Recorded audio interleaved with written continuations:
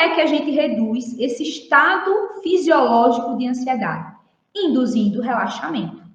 Relaxamento e ansiedade são duas respostas antagônicas. As duas não podem acontecer ao mesmo momento. É como se fossem grandezas inversamente proporcionais. À medida que você aumenta a ansiedade, você reduz o relaxamento. E à medida que você aumenta o relaxamento, você reduz a ansiedade. São duas coisas que não acontecem ao mesmo tempo. Inclusive, são divisões diferentes do sistema nervoso. Sistema nervoso simpático e parasimpático. Certo que tem outras regiões do nosso sistema nervoso vinculados à ansiedade. Mas não é o caso de eu entrar aqui. O que a gente precisa entender é isso. Que induzindo relaxamento, a gente reduz a ansiedade. E como a gente induz relaxamento? Com estratégias de relaxamento. Existem inúmeras. Uma delas é a respiração diafragmática, que é a mais simples, só que funciona na maioria dos casos. Que é simplesmente você parar e respirar, concentrando toda a sua atenção na respiração. Uma coisa que pode ser feita também nesse processo é colocar a mão em formato de conchinha no rosto. Vamos tentar juntos? Vamos lá? Coloca a mão assim, em formato de conchinha no rosto. E vamos respirar. Quando eu fizer assim, você vai puxar o ar bem forte. Quando eu fizer assim, você vai soltar o ar bem lentamente. Vamos lá? Concentra toda a sua atenção em sua respiração. Vamos mais uma vez. Puxa o ar bem forte. Infla o pulmão de ar. Solta o ar bem lentamente. Continua com a mão de conchinha no nariz, entre o nariz e a boca. Concentra toda a sua atenção em sua respiração. Permita-se relaxar. Tá? Uma coisa que pode ser acrescentada nessa estratégia, quando você fizer sozinho, é contar em quantos segundos você inspira, quantos segundos você expira. Você vai respirando bem lentamente, até você se sentir sem ansiedade, tá? Essa é uma das estratégias, uma das mais simples. Existem outras, que não dá para eu apresentar aqui porque elas são mais longas.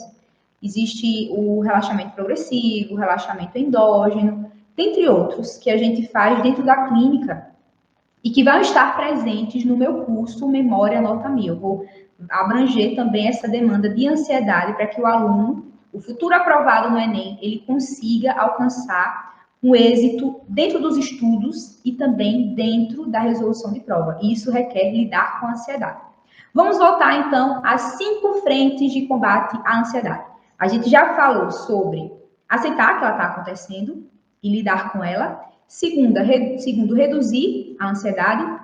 Terceiro, agora nós vamos observar o nosso ambiente. Encontre no seu ambiente pontos de segurança, de conforto. Por exemplo, eu sou saudável, eu estou tranquila, eu estou num local seguro, eu tenho pessoas que me amam, tenho pessoas que cuidam de mim, está tudo bem. Dê sinalizações para o seu cérebro que está tudo bem, está tudo ok, está tudo tranquilo. Então, isso vai fazer com que você desative de vez essa sinalização de alerta para que você consiga de fato, reduzir essas reações de ansiedade, principalmente as fisiológicas que atrapalham essa nossa resolução de problemas e visualização de saídas. A quarta frente de combate, para que a gente consiga lidar e reduzir a ansiedade, é identificar o que está sendo gatilho de ansiedade para mim. O que está acontecendo? Lembra, se eu estou tendo ansiedade, alguma coisa está acontecendo, alguma coisa está sinalizando perigo para mim. Vamos pensar no contexto de Enem, de estudos.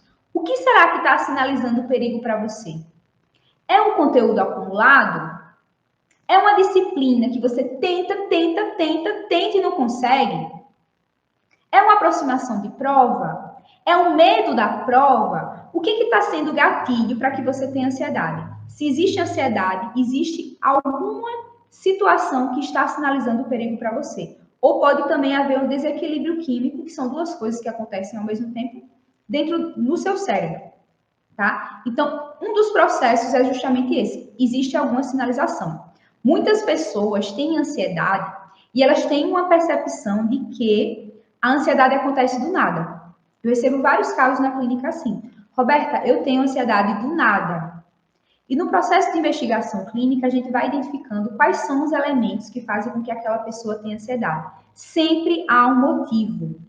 Então, se você está tendo ansiedade durante os seus estudos para o Enem, ou durante os simulados, ou se você tem um histórico anterior de ansiedade durante a execução da prova do Enem, um motivo existe. E a gente precisa identificá-lo. E a depender da ansiedade, você se observar, você pode ter alguns indicativos. É o conteúdo acumulado? É a dificuldade em estabelecer rotina? É a dificuldade em memorizar fórmulas, em memorizar termos? Tudo isso pode provocar, sim, uma ansiedade, porque isso está sinalizando para você um risco, o risco de não conseguir alcançar a sua aprovação. Isso é muito, minha gente, porque veja, a sua aprovação vai mudar a sua vida. Você vai entrar na universidade, você vai começar a estudar as coisas que você gosta, você vai investir no seu futuro. E grande parte da sua vida, cerca de 1/3 ou mais do tempo da sua vida, a partir de então, você vai dedicar à sua carreira, à sua profissão, aos seus estudos. Então, é uma escolha muito forte na sua vida e é um momento também muito decisivo, é um passo enorme à sua aprovação no Enem.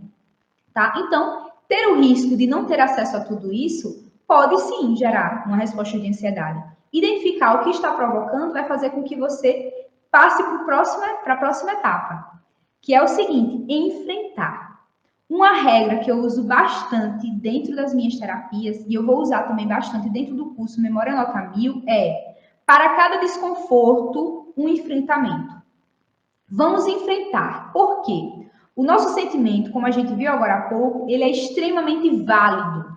Nós precisamos respeitar o que a gente faz, o que a gente está sentindo, e a gente vai precisar aceitar que o que a gente está sentindo faz toda a lógica dentro de um contexto de vida e dentro de uma história de aprendizagens para que a gente lide com aquilo. Inclusive, na maioria das vezes, os sentimentos ruins, eles vão trazer oportunidades de crescimento, de amadurecimento. Isso a gente vai aceitar. Contudo, apesar do sentimento ter uma relevância enorme, o sentimento por si só, ele não tem poder de mudança sobre a nossa realidade. O que vai mudar a nossa realidade é o que a gente faz diante dela. Então, a gente vai precisar converter esse sentimento em uma ação. Por isso, a regra: para cada desconforto, um enfrentamento. Então, o que é esse desconforto que você está sentindo de ansiedade? Talvez o desconforto de você estar com matéria acumulada, o desconforto de não estar memorizando ou conseguindo estudar bem os conteúdos de física, de química, de biologia, ou seja, qual disciplina for. O desconforto de não estar conseguindo lembrar durante a prova do seu conteúdo. O desconforto do receio de não saber se vai aprovar ou não. O que esse desconforto pede a você de mudança na forma como você estuda? Estamos falando especificamente sobre aprovação no Enem.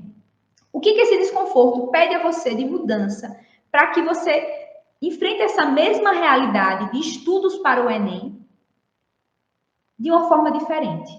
Que você consiga memorizar os conteúdos de física, que você consiga ter um bom autocontrole dentro da sua rotina, consiga seguir ela, consiga ter disciplina. Na maioria dos casos, quando a gente fala dessa última etapa de enfrentamento da ansiedade, a gente está falando muito também sobre desenvolvimento de habilidades, tá? Então, desenvolver a habilidade de estudar bem, desenvolver a habilidade de memorizar com êxito os conteúdos que você precisa para a prova. E o Enem, nossa, é muito conteúdo, muita coisa, é assustador, tá? Isso é um dos pontos que eu vou estar enfatizando aqui nesse perfil. Nas próximas lives, vocês vão ver que eu vou abordar temas muito diversos, mas todos vão chegar no ponto final, que é o quê? Memorização dos conteúdos. Isso envolve boas estratégias de estudo, organização, planejamento. E o propósito final é o quê? Garantir a sua aprovação no Enem num tempo mais rápido, tá?